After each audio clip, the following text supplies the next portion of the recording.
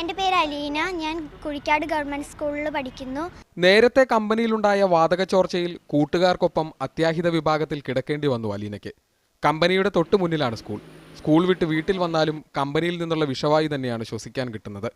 അലീനയുടെ മാതാപിതാക്കളെ പോലെ തന്നെ മറ്റുള്ളവരും ഒരു പൊട്ടിത്തെറിയോ വാതക ചോർച്ചയോ പേടിച്ച് ഊഴം വെച്ചുറങ്ങേണ്ട ഗതികേടിലാണ്.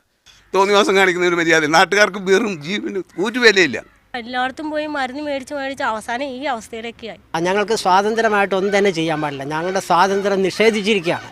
അത്യുഗ്രശേഷിയുള്ള ഈ ഗ്യാസ് പ്ലാന്റിന്റെ 500 മീറ്റർ ചുറ്റളവിൽ ബഫർ സോൺ വേണമെന്നതാണ് സുപ്രീം കോടതിയുടെയും കമ്പനിയുടെയും ഉത്തരവ്. എന്നാൽ 10 മീറ്റർ പോലും ദൂരെ അല്ലാതെ ഈ അംഗനവാടിയിൽ കുറെ കുരുന്നുകളുടെ ജീവൻ ഭാഗ്യപരീക്ഷണത്തിന് വെച്ചിരിക്കുകയാണ്. 2013 ജസ്റ്റിസ് GS സിംഗ്വി അധ്യക്ഷനായ സുപ്രീം കോടതി ബെഞ്ച് റിഫൈനറി പ്ലാന്റുകൾക്ക് 500 മീറ്റർ ബഫർ സോൺ നിർബന്ധമാണെന്ന് ഉത്തരവിട്ടിരുന്നു. അതൊന്നും കണ്ടില്ലെന്ന് നടിക്കുകയാണ് കമ്പനി ഇവിടെ. വായു ഉൽപ്പന്നങ്ങൾ നിർമ്മിക്കാനുള്ള പുതിയ അമേരിക്കൻ കമ്പനി കൂടി വരുന്നതോടെ പ്രദേശത്തെ ജീവിതം കൂടുതൽ ദുസ്സഹമാകും.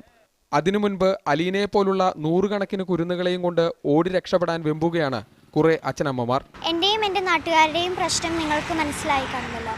ഇതിനൊരു പരിഹാരം കാണേണ്ടത് സർക്കാരാണ്. കുഴിക്കാട് നിന്ന് മീഡിയ വണ്ണിനോടൊപ്പം അലീന.